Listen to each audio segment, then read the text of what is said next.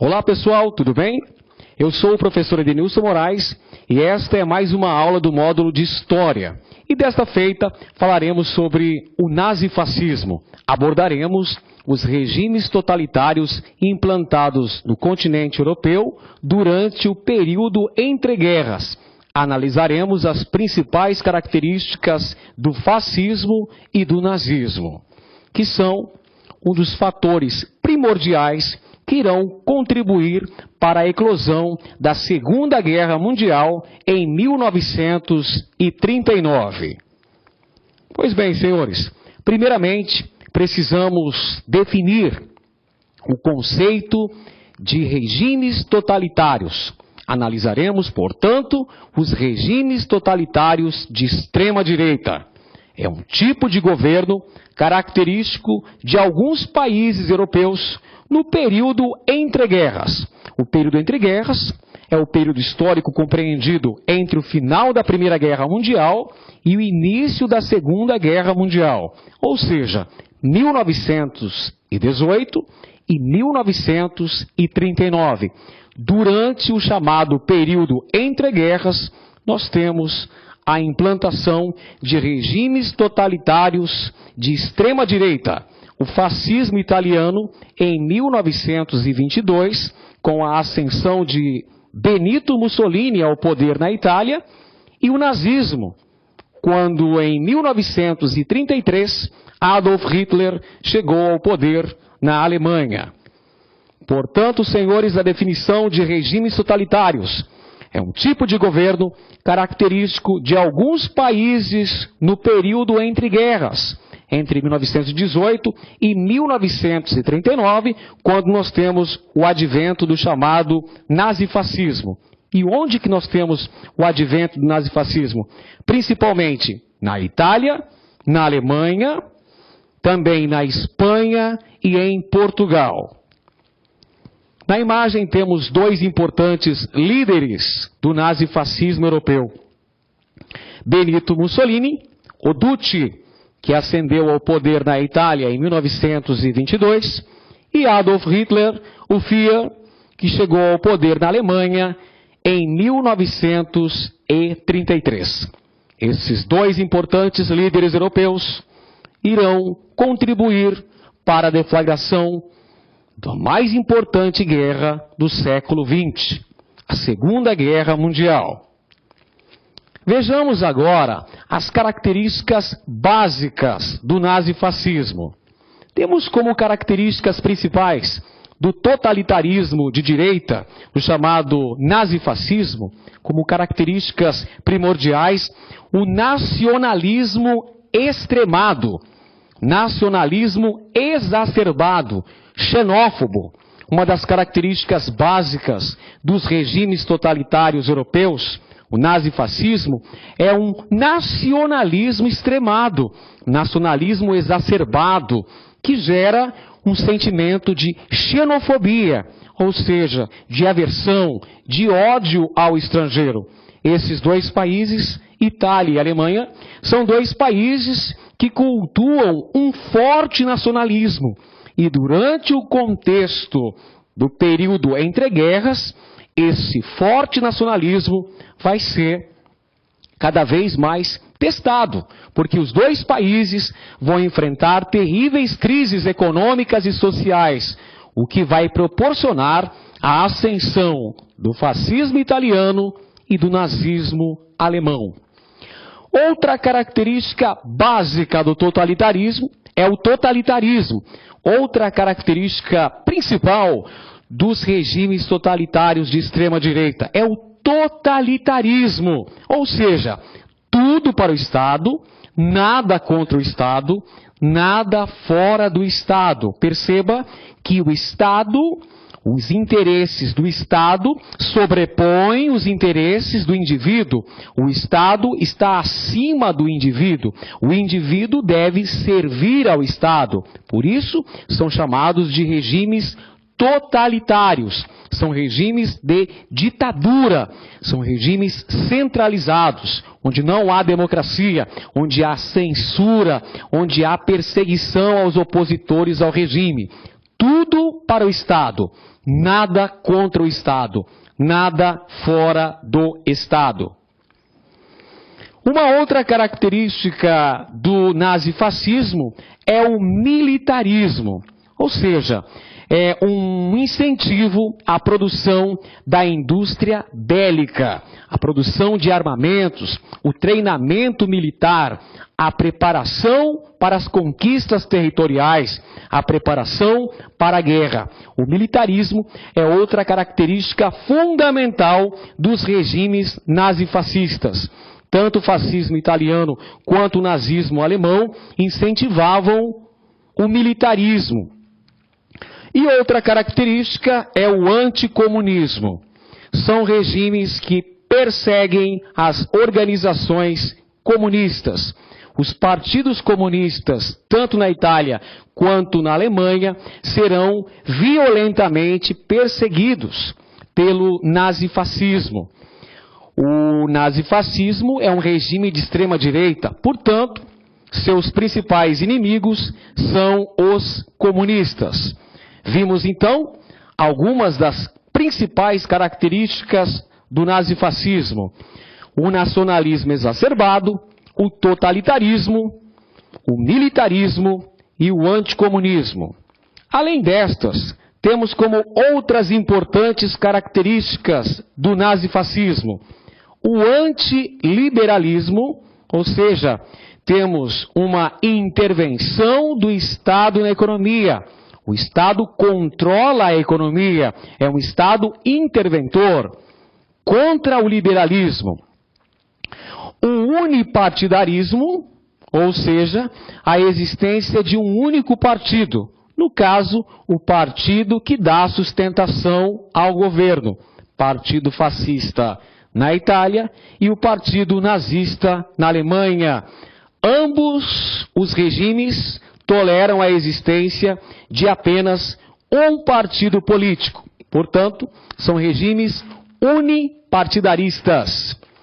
O culto ao líder é outra importante característica do nazifascismo. Tanto Benito Mussolini na Itália quanto Adolf Hitler terão suas imagens cultuadas perante os habitantes de seus países. Benito Mussolini vai ser chamado de Duce, que é o líder da Itália, ao passo que Adolf Hitler será chamado de Führer, o grande comandante da Alemanha. É criada até uma saudação especial para Hitler, o famoso Heil Hitler. Outra característica é a propaganda governamental, uma intensa propaganda, a criação de símbolos nacionais para a valorização dos regimes nazifascistas. É criada uma intensa campanha publicitária para divulgar os símbolos nacionais, bem como para criar uma imagem positiva do líder perante os habitantes do seu país. Benito Mussolini, com relação aos italianos, e Adolf Hitler em relação aos alemães. Tanto na Itália quanto na Alemanha, nós temos um culto à personalidade do líder.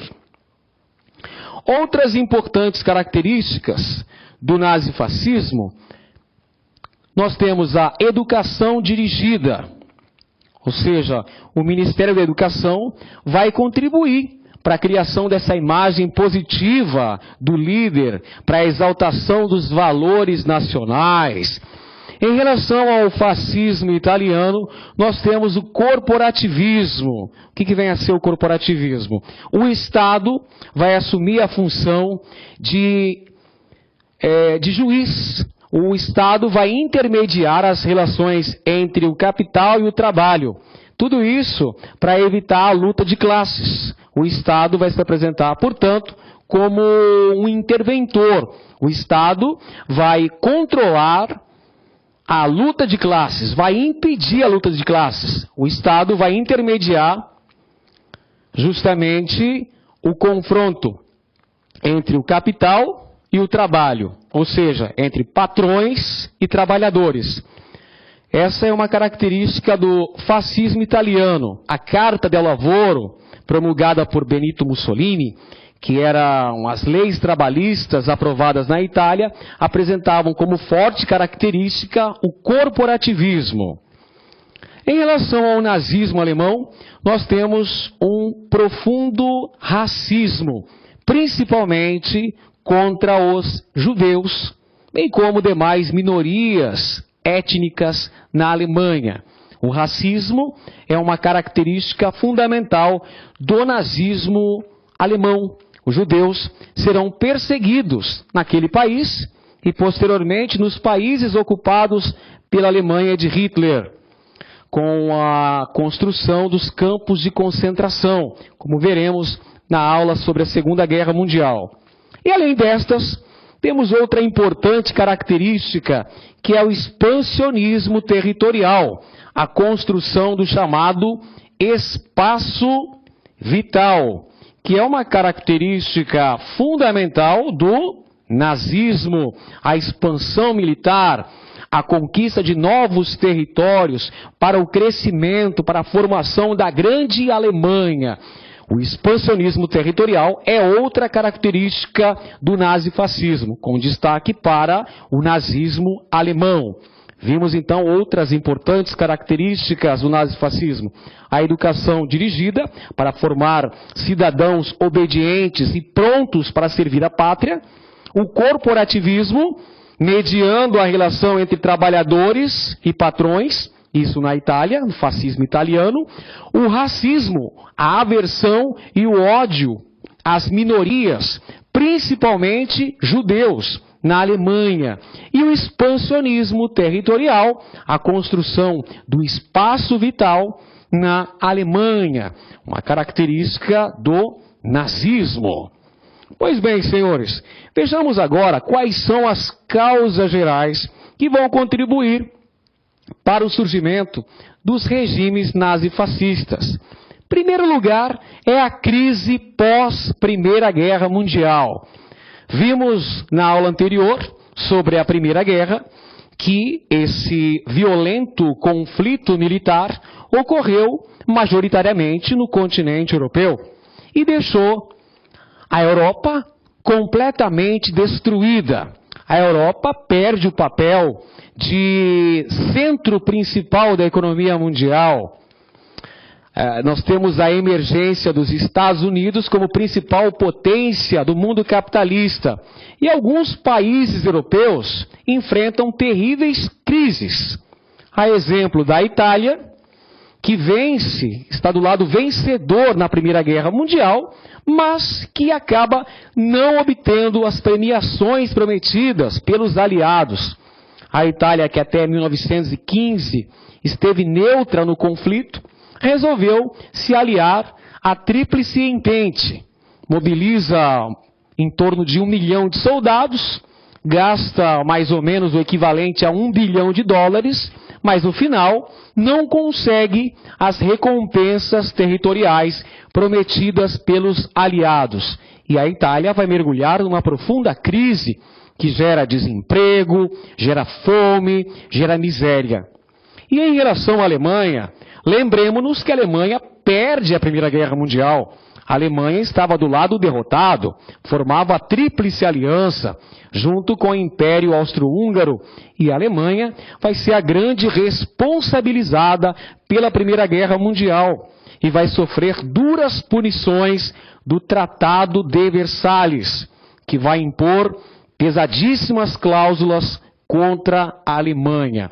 Esses dois países mergulham em profundas crises econômicas e sociais no pós-Primeira Guerra Mundial. A crise de 29 vai exacerbar ainda mais esse contexto turbulento, principalmente em relação à Alemanha, que no contexto do entre guerras estava se recuperando dos efeitos da Primeira Guerra Mundial, inclusive recebendo investimentos por parte do governo dos Estados Unidos da América. Entretanto, com a eclosão da crise de 1929, os Estados Unidos vão repatriar esses capitais que estavam investidos na Alemanha. E isso vai gerar uma gravíssima crise econômica na Alemanha, o que vai ser mais um fator a contribuir para a escalada, para o crescimento do nazismo naquele país. Uma outra característica, uma outra causa importante da ascensão do nazifascismo europeu é o crescimento dos partidos socialistas. É claro que nesse momento de turbulência, nesse momento de desemprego, de fome, as ideologias de esquerda vão ganhar, evidentemente, um grande processo de crescimento. A ideologia socialista vai ser seguida por uma boa parte da população, sobretudo pelos movimentos operários. O Partido Comunista vai conseguir um grande crescimento, tanto na Itália quanto na Alemanha, durante o período entre guerras, o pós-Primeira Guerra Mundial. Diante desse contexto de turbulência, de crise, desemprego, nós temos um avanço dos partidos de esquerda, inspirados no sucesso da Revolução Socialista Russa de 1917 e na formação da União das Repúblicas Socialistas Soviéticas em 1922. Nesse contexto, nós temos um crescimento da ideologia socialista no Velho Mundo, o que, por sua vez, vai causar um grande temor por parte da burguesia, tanto italiana quanto alemã. A burguesia desses dois países irá apoiar a ascensão do nazifascismo nesses dois países. Uma outra causa geral é o sentimento de revanche. O revanchismo vai ser outra causa importante que irá contribuir para o crescimento do nazifascismo europeu. Tanto a Itália, que estava do lado vencedor, do lado vitorioso na Segunda Guerra Mundial, mas que não colheu os frutos do seu esforço nos campos de batalha, quanto a Alemanha, derrotada na Primeira Guerra Mundial, vão ter o seu nacionalismo fortemente agredido. O sentimento nacionalista desses dois países vai estar machucado, vai estar ferido, e isso irá criar um terreno extremamente fértil para o desenvolvimento da ideologia nazifascista. Vejamos agora o fascismo italiano. Quais são as condições sociais e econômicas que irão contribuir para a subida de Benito Mussolini ao poder em 1922 na Itália? Bem, a Itália, no pós-Primeira Guerra Mundial, se constituía numa monarquia parlamentar. A Itália tinha rei, a Itália era uma monarquia do tipo parlamentar. Entretanto, a Itália, no período imediatamente após a Primeira Guerra Mundial, enfrentava seríssimos problemas, graves problemas, como dívidas, crescimento do desemprego e inflação galopante. Diante desse contexto, os partidos de esquerda, o movimento socialista no país, ganha força. E o governo italiano não é capaz de controlar esses problemas sociais, desemprego, inflação, dívidas. Diante disso, surge o chamado Fácio de Combate, ou Fátio de Combatimento, que se constitui num grupo de combatentes liderados por Benito Mussolini, que afirmava defender a ordem e a grandeza da Itália. Esse grupo surge em 1919, um ano após o fim da Primeira Guerra Mundial. E esse grupo, o chamado Fácio de Combate, reprimia movimentos populares, sociais, usando extrema violência. E eles formavam tropas fardadas de preto, tendo por isso recebido o apelido de camisas negras. Os camisas negras simbolizavam o luto da Itália pela participação do país na Primeira Guerra Mundial, que apesar de vitoriosa, não lucrara com a Primeira Guerra Mundial. Muito pelo contrário, herdara pesadíssimas dívidas. Diante desse contexto, nós temos então o surgimento dos chamados camisas negras, que eram apoiados e financiados por grupos burgueses. E a explicação é bem simples, senhores. Os grupos burgueses apoiavam os camisas negras por uma razão óbvia. É claro que os camisas negras eram contra os movimentos socialistas, contra o Partido Comunista Italiano. Claro que isso agradava os interesses da burguesia, a preservação principalmente da propriedade privada. Eles são transformados no início da década de 1920 em Partido Nacional Fascista. É fundado no início dos anos 20, o Partido Nacional Fascista, que acabou sendo derrotado nas eleições de 1921. Então, os camisas negras se tornam o Partido Nacional Fascista, que, entretanto, não conseguem lograr êxito nas eleições de 1921. E aí eles vão reagir. No ano seguinte, em 1922, nós temos um fato histórico emblemático para a ascensão do fascismo italiano.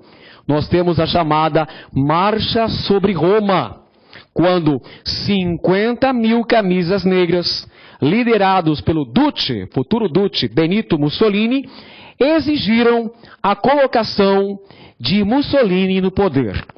Portanto, o significado histórico da Marcha sobre Roma, em 1922, é a ascensão do fascismo ao poder na Itália. Os fascistas conseguem chegar ao poder em 1922, pressionando o rei italiano, que acaba cedendo para Mussolini o cargo de primeiro-ministro. Mussolini assume o poder e implanta uma ditadura e passa a ser chamado de Duce, líder da Itália.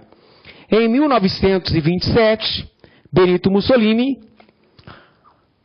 promulga a Carta del Lavoro. O que foi a Carta del Lavoro?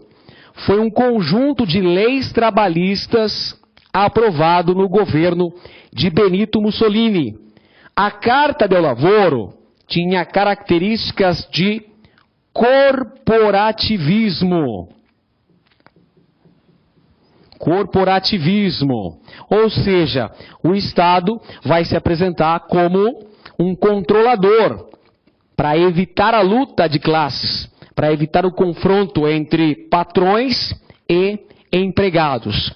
A Carta del Lavoro permitiu o controle de trabalhadores e sindicatos por meio de leis trabalhistas.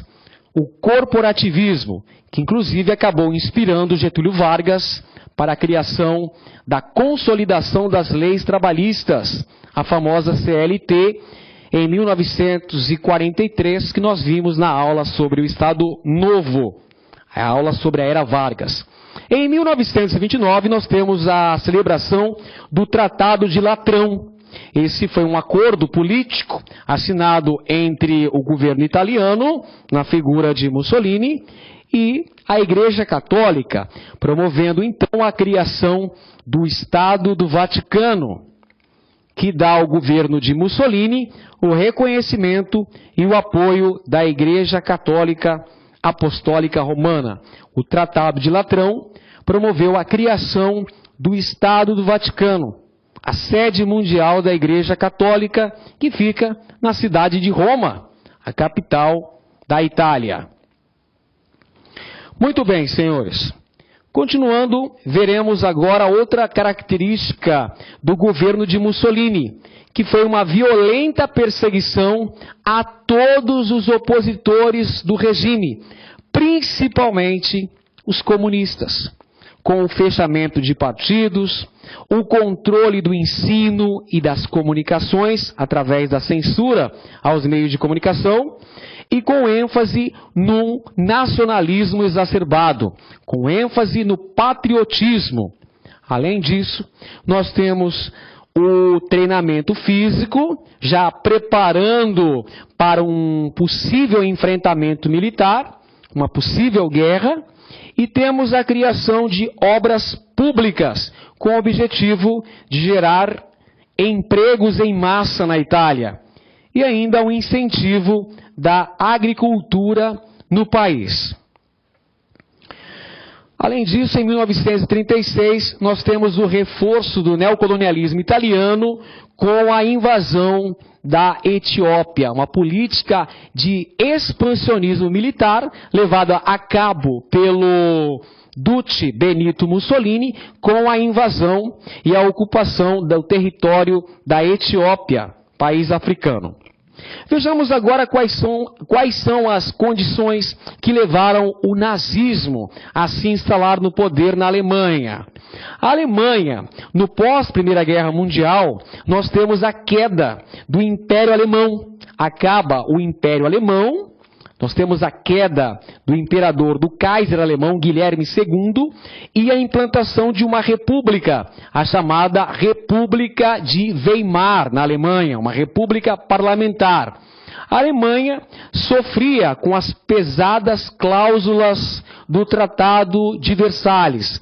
A Alemanha perdeu territórios, a Alemanha teve que reduzir o seu contingente militar, a Alemanha teve que devolver os territórios de Alsácia e Lorena para a França, a Alemanha teve que pagar pesadas indenizações para os países vitoriosos da guerra, a Alemanha ficou proibida de se remilitarizar, enfim. O Tratado de Versalhes impôs duríssimas cláusulas à Alemanha. Ou seja, o nacionalismo alemão foi extremamente ferido pelas cláusulas terríveis do Tratado de Versalhes, que ao invés de trazer a paz, acabou plantando as sementes da guerra. A Alemanha assume, portanto, pesadas dívidas ao final da Primeira Guerra Mundial e tem a sua necessidade de reconstrução. Reconstrução esta que começou a ser feita com investimentos de capitais norte-americanos. Os Estados Unidos, que saem da Primeira Guerra Mundial como grande potência do mundo capitalista, vão emprestar capitais para que a Alemanha promova o processo de reconstrução econômica. Isso acaba gerando uma grave crise econômica quando estoura a crise de 1929 e os capitais estadunidenses implantados na Alemanha são repatriados de volta para os Estados Unidos. Isso acaba gerando fome, miséria e desemprego em massa naquele país. Para você ter uma ideia, nós temos um processo de hiperinflação na Alemanha, chegando ao nível astronômico de 32.400% de inflação ao mês. Durma-se com um barulho desse. 32.400% de inflação mensal. Portanto, o marco, moeda oficial da Alemanha, virou papel sem valor. A Alemanha mergulhou numa profunda crise econômica.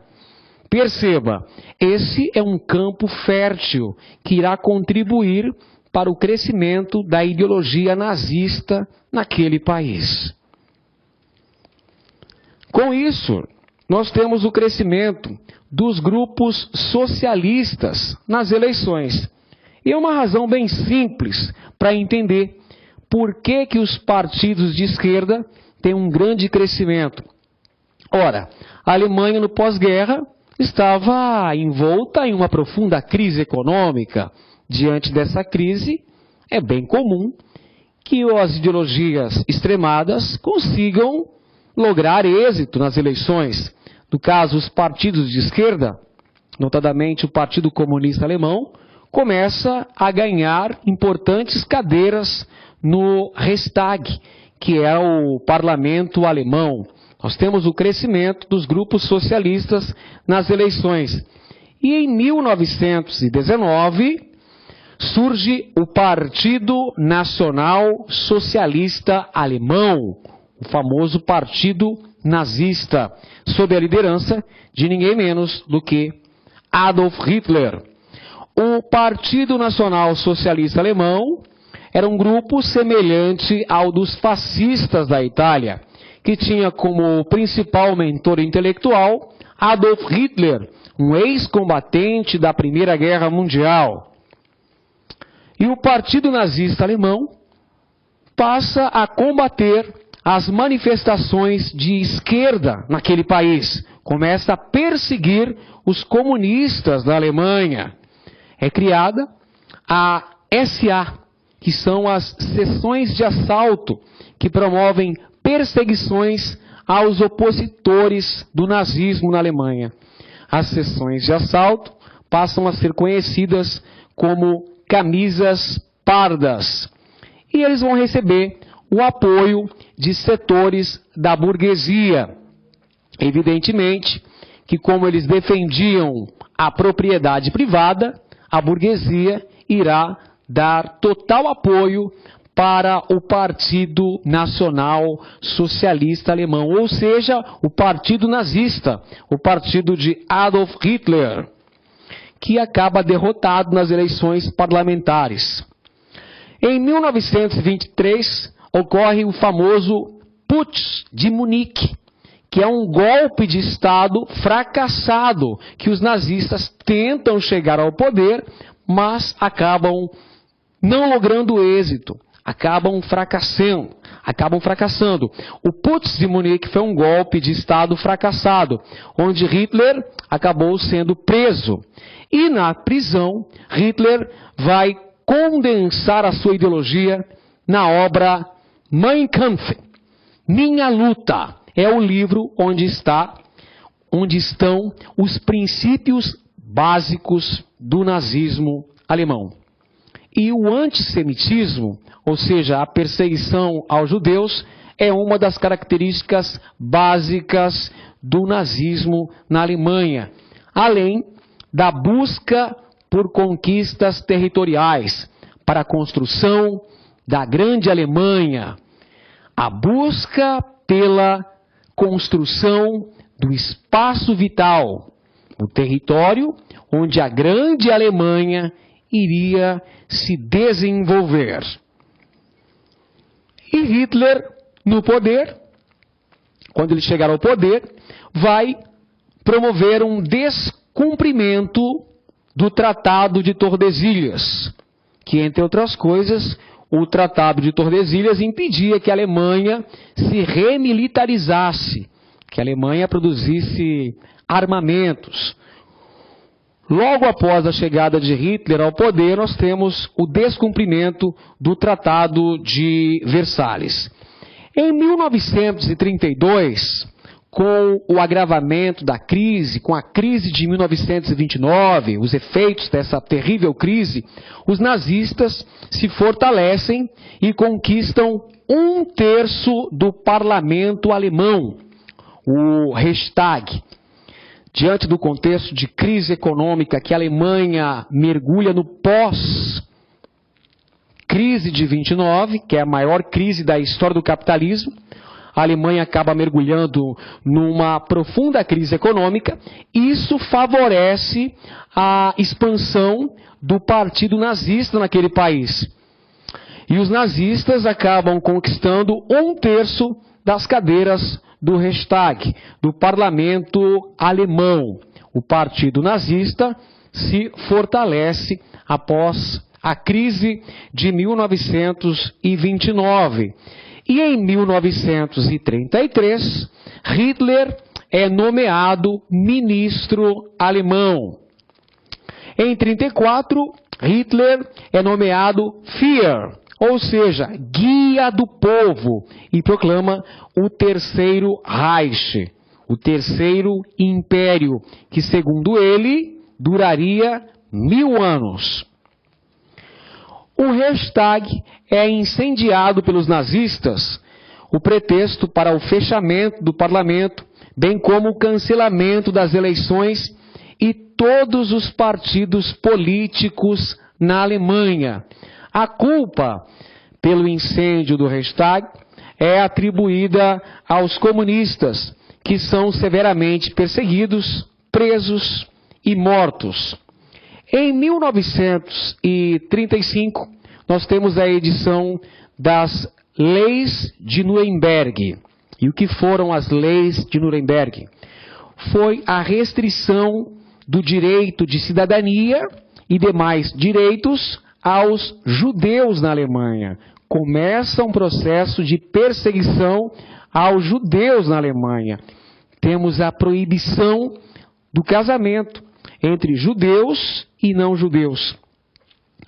Em 1938, nós temos a famosa Noite dos Cristais, quando 5.700 estabelecimentos judaicos, entre eles 267 sinagogas, são depredadas, como um prenúncio do que viria a ser o Holocausto, a perseguição aos judeus empreendida pelos nazistas, que nós veremos na aula sobre a Segunda Guerra Mundial. Portanto, aqui, as leis de Nuremberg são um prenúncio do que viria a ser a terrível perseguição empreendida pelos nazistas contra os judeus. Uma outra característica do nazismo alemão foi a doutrinação através da educação e da propaganda, tendo à frente o ministro Joseph Goebbels, que dizia: uma mentira dita 1000 vezes se torna verdade. Goebbels vai promover a propaganda do regime nazista junto à população da Alemanha. Temos também a criação de grandes obras públicas, os investimentos na indústria bélica. A Alemanha volta a produzir armas, uma grande corrida armamentista, desobedecendo completamente as determinações do Tratado de Versalhes, e a criação das leis trabalhistas com limitação de salários naquele país. Também temos um processo de expansionismo militar na Alemanha. Gradativamente nós teremos a anexação de territórios por parte da Alemanha nazista. Em 1938, temos a anexação da Áustria. Hitler tinha um plano de reunir todos os povos germânicos. Em 1938, a Áustria é anexada à Alemanha, formando o Anschluss. Em 1939, é a vez da região dos Sudetos, também formada por povos germânicos, a ser anexada pela Alemanha. A anexação da Tchecoslováquia na região dos Sudetos. E em 1º de setembro de 1939, nós temos a invasão da Polônia pelas tropas alemãs. A anexação da Polônia representa o estopim que dá início à Segunda Guerra Mundial. Assunto que nós estudaremos a fundo na nossa próxima aula. Bom, um outro tema bastante interessante para ser analisado são as grandes competições, como a Copa do Mundo e os Jogos Olímpicos. A Copa do Mundo e as Olimpíadas não são simplesmente eventos esportivos. Essas importantes competições representam também propaganda política e ideológica. E tanto o fascismo italiano quanto o nazismo alemão usou tais competições para fazer propaganda de seus respectivos regimes políticos. A exemplo da Copa do Mundo da Itália, a segunda Copa do Mundo realizada pela FIFA, Copa esta que foi organizada, patrocinada, financiada pelo governo de Benito Mussolini e que teve a Itália como grande campeã, e os Jogos Olímpicos de Berlim em 1936. Jogos Olímpicos que eram para fazer uma propaganda do nazismo no mundo, mostrar a supremacia da raça ariana. Esse era um dos objetivos ideológicos das Olimpíadas de 1936, na Alemanha. Hitler queria mostrar para o mundo que a raça ariana era a raça superior. Ele objetivava demonstrar a supremacia da raça ariana no mundo. Para desespero de Hitler, os negros norte-americanos acabaram vencendo várias provas do atletismo naquelas competições. Jesse Owens desbancou a teoria da supremacia da raça ariana lá nos Jogos Olímpicos de 1936 em Berlim. Bom, agora vamos analisar a Guerra Civil Espanhola, travada entre 1936 e 1939. A Guerra Civil Espanhola é um acontecimento histórico extremamente importante, porque essa guerra é considerada um treinamento, um ensaio, um laboratório para a Segunda Guerra Mundial. Vejamos então o que foi a Guerra Civil Espanhola. A implantação do fascismo na Espanha se deu da seguinte maneira. Vejamos as características da Espanha antes do advento do fascismo. A Espanha era um país de industrialização tardia.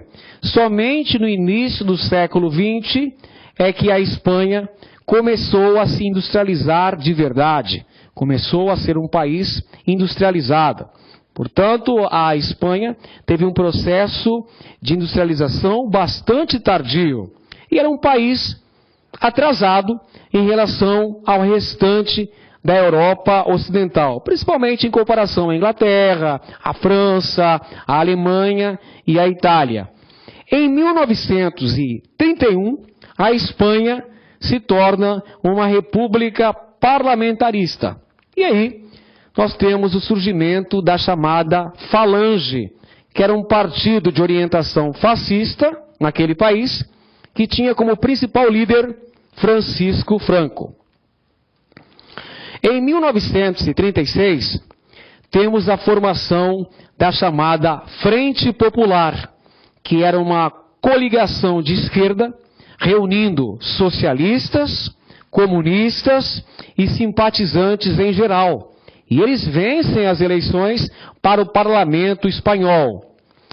Franco, então, resolve dar um golpe de Estado, iniciando uma sangrenta guerra civil lá na Espanha, opondo republicanos, formados pela Frente Popular, com o apoio das brigadas internacionais de simpatizantes, contra os fascistas, que era a Falange, liderada por Francisco Franco, com o apoio dos grandes latifundiários, da Igreja Católica e de setores da classe média. Temos então o advento da sangrenta Guerra Civil Espanhola, que, volto a frisar, é um acontecimento histórico importantíssimo. A Guerra Civil Espanhola é considerada um ensaio para a Segunda Guerra Mundial. É o teste para o início da Segunda Guerra Mundial. É um laboratório para a Segunda Guerra Mundial. Hitler e Mussolini, que vão participar desse confronto, apoiando o general Franco, puderam testar seus novos armamentos na Guerra Civil Espanhola. É por essa razão, meus amigos, que a Guerra Civil Espanhola é considerada um laboratório, test drive, um ensaio para a Segunda Guerra Mundial. Franco recebe o apoio de Hitler e de Mussolini. Portanto, a Guerra Civil Espanhola é considerada um laboratório, uma prova de testes para a Segunda Guerra Mundial. A Guerra Civil Espanhola é travada entre 1936 e 1939. Uma característica interessante, senhores. Nós temos aqui a luta entre os republicanos, a Frente Popular, com o apoio das brigadas internacionais de simpatizantes, contra os fascistas, com a Falange, os latifundiários, a Igreja Católica e a classe média. Essa sangrenta guerra civil, travada entre 1936 e 1939, vai promover uma ruptura dentro da Espanha. Nós teremos uma grande divisão dentro da Espanha. Para se ter uma ideia, a capital do país, Madrid, apoia o grupo fascista, apoia a falange do general Franco, ao passo que Barcelona, outra importante cidade da Espanha, uma cidade da Catalunha, vai apoiar os republicanos. Portanto, a rivalidade entre Madrid e Barcelona não é apenas o futebol, é uma rivalidade histórica, uma rivalidade também política. Na Guerra Civil Espanhola, quem acaba vitorioso é o general Francisco Franco, que implanta uma violenta ditadura no país e fica no poder até a sua morte em 1975, uma das maiores ditaduras da história.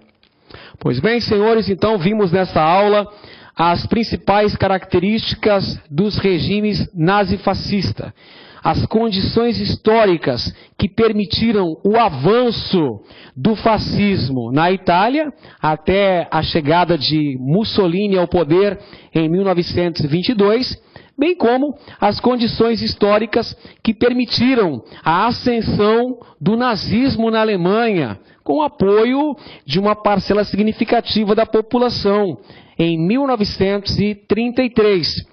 Vimos também na aula de hoje as principais características do nazifascismo, que é um dos fatores que irão contribuir para a deflagração da Segunda Guerra Mundial, travada entre 1939 e 1945, que é o assunto da nossa próxima aula. Encontro você na nossa próxima aula. Por enquanto era o que tínhamos. Um grande abraço a todos e até mais.